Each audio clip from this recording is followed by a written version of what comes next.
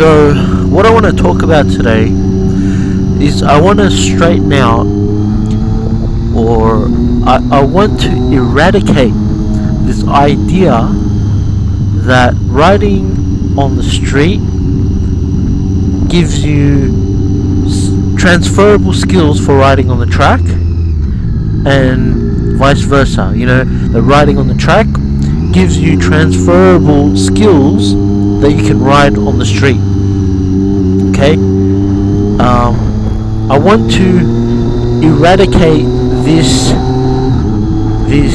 careless assuming that riding on the street means that you can ride on the track, and that having skills on the track means that you can ride on the street. Now, I want to clarify what I'm talking about. I'm not talking about someone who's got experience riding on the street and also has got experience riding on the track. I'm talking about someone who has been riding on the street for a long time and thinks that they have skills, some level of skill, to be riding on the track. That person is a complete beginner on the track, even if he's been riding on the streets for decades, and vice versa. People who have been riding on the track for decades, professional racers, don't have skills to ride on the street. That is what I want to clarify, and I want to eradicate this thoughtless and careless assumption. And I'm going to give you several points to point out why this is. So the reason I want to talk about this is, one, this assumption is dangerous both ways. It causes crashes. It causes a lot of crashes both ways. Taking, this idea that you can take, it's not just the skills, it's even the ideas. Taking ideas that people use on the track and apply them on the street. Secondly, it's because of this whole Yami Noob and Jigsaw Bro, where Yami Noob calls out, and Yami Noob has called out Jigsaw Bro to track race to see who's better or something. And now I know Yami Noob knows that street skills, which Jigsaw Bro has, does not translate to the track. He knows that, but I want to point out the presumption of him calling him out, the act of calling him out to see who's better on the track. That action presumes that they're both the same, but Yami Noob knows very well that they're not the same. And if you watch the whole series of videos that came, the whole thing became pretty positive, and they both, Yami Noob and Jigsaw Bro, got on pretty well, and actually there was some pretty good content out of that, which when you actually watch it, you know that Yami Noob knows that the two styles of riding are not transferable, but I think Yami Noob is doing it as some sort of stunt, I guess, to produce new content, which I think he's done a good job at doing that. Some of the comments he's made and pointing out Jigsaw Bro's style and the differences between the street and the track, and like I said, the whole thing is pretty positive. This whole Yami Noob and Jigsaw Bro thing. I watched a few of the videos, and one of his genius plans. It's funny.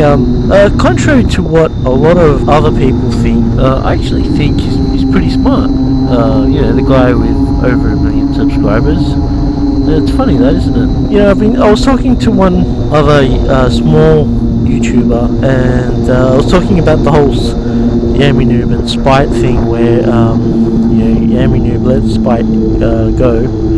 He fires him from his company, and then he brings him in for this interview, and everyone talking about what Yami Noob did, how wrong it was. But I actually think maybe there was a bit of a scheme behind that, and I mentioned it to another small vlogger, and he's like, "Oh, Yami Noob's not that smart." Well, if Yami knew wasn't that smart and that this wasn't a scheme, as I was suggesting, a way for Yami Noob to grow Spite's channel, how is it that Spite had such amazing growth? So if it was a scheme, it worked. If it wasn't a scheme, it was just a fluke. But yeah, that's not really what I'm talking about today. So welcome to my channel, where we'll talk about bikes and Bible verses and things like that. That's kind of the niche of my channel, and I'm going to give you a few reasons why we need to eradicate this idea. I actually know someone personally who is a professional, not professional, but a very good amateur track rider, and he admitted to me that he's only ridden on the street, like, I can't remember how much, 10 kilometers, like nothing, like very, very little street experience. But on the track, he used to compete in amateur races, and he actually rode, he had a friend who was a pro, MotoGP pro, and he actually shared a session where his friend hired out the whole track to practice, and my friend who was with him, just following him. What happened once was, my friend borrowed a bike and started riding it to work, and that went on for a few weeks, and then all of a sudden he just stopped riding. He gave the bike back and he stopped riding, and he told me about this near miss. I think I didn't get the full details, but he had like this near miss, and I think that highlights that if you've been riding on the track for a long time and you don't have street experience, you need to treat yourself like a beginner, like a learner on the street, because you need to learn the roadcraft. That takes time. I'm not saying you can't do it, but what I'm saying is you cannot assume that because you've got tons of experience on the track that you can automatically be an average street rider. When I first started riding, I was having a lot of near misses, and a lot of them I thought were the other people's fault. And I went on a forum and I was saying, all this stuff's happening, and what they told me is, they said it's not their fault, it's my fault, and they were right. Like, over time you just learn how to ride more defensively, and avoid other people making mistakes, or avoiding their mistakes. That's just part. You need to put in the effort to learn roadcraft over the years. If you are going on the street and you don't have experience, you are a beginner. You need to ride like a beginner. I actually think a beginner rider is safer than a professional track rider who doesn't have experience on the street, because a professional track rider knows how to make the bike go fast, and he is more overconfident. He or she is more overconfident, whereas a true beginner who doesn't have any experience will be a lot more cautious. The first point of why you shouldn't assume track riding on the street is line selection. So on a track, you take the racing line, which is outside, inside, outside. It is like the line that carries the most speed, that has the least turning angle, so you can carry the most speed. And if anyone applies the race line onto the street, does not know what they're talking about. There's so many. One of the biggest cause of accidents is when people take the racing line on the street. The line that you take on the street is, you start from the outside, and after the curve you end up on the inside. Okay, it is a sharper turn, and you end up from the outer side of the street to the inner side of the street. And there's a number of reasons for this. One, because the turn is sharper, if you make a mistake, if you misjudge the speed, your overall speed is less. You're carrying a total less speed because you're taking the street line, not the race line. The street line has a sharper turn. So if you misjudge by 10 kilometers an hour, overall the mistake is not bad, because overall your speed is pretty low anyway to make the sharper turn. If you misjudge your speed by 10 kilometers an hour on the racing line, overall your speed is faster, the mistake is going to be a lot worse. Secondly is buffering. Most of the time when people crash is because they go wide. That's why you never take the racing line on the street. I never ever take the racing line on the street. I start on the outside, have a sharper turn, end up on the inside. Not only is the speed lower, but it also gives you a buffer. In case you do make the mistake, you won't cross over to the other side of the lane where there might be a car. There's no other lanes and other cars on the track. That's why they can take the race line. It's a lot more controlled. That is the biggest cause of crashes, when people just go wide because they've misjudged the speed of the corner or something unexpected happened. The line you take on the street is the line that doesn't have the pothole. Okay, so that was number one. The second thing why I want to eradicate this whole, not just style of riding, but the concepts of things, is when people think that a track tire is better than a road tire for grip. Okay? That is a very, very big misconception. The reason is like a track tire or a super sport tire needs to be running in a higher temperature for it to actually have more grip. Listen to this carefully, what I'm going to say next. A sport touring tire will have more grip, okay, more grip than a track tire, under certain circumstances. If you're starting off on your ride and maybe it's a little bit cold outside, maybe the floor's a bit damp, then your normal street tire is probably going to have 10 times more grip than a track tire, because a track tire will be cold. When I'm talking about track tires, I'm not talking about like the dedicated track tire. I'm talking about street legal track tires. You know, the Michelin Power series, the Diablo series. They are track tires. They have less grip under certain circumstances.